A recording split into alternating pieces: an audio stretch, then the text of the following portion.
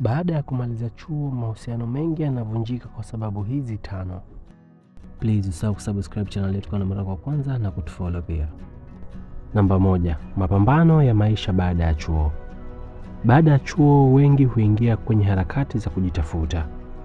Ubizi wa kazi, biashara na kutengeneza future unafanya washindwe kuyapa mahusiano attention. Mwisho wake penzi linakufa. Namba 2, changamoto ya umbali. Baada ya chuo, kila mmoja hurudi kwao kwa sababu wengi hawana ujuzi wa jinsi ya kutunza mahusiano ya mbali. Penzi linakufa. Namba 3, kukosa kitu cha kuwaunganisha. Wengi walikuwa pamoja kwa sababu ya mazingira ya chuo.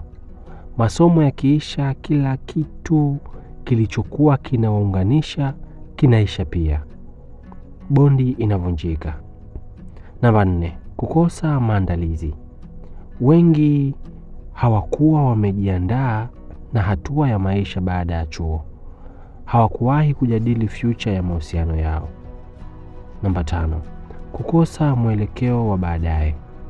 Mahusiano mengi ya chuo hayakuwa na direction. Wengi hawakujua baada ya chuo itakuwaje.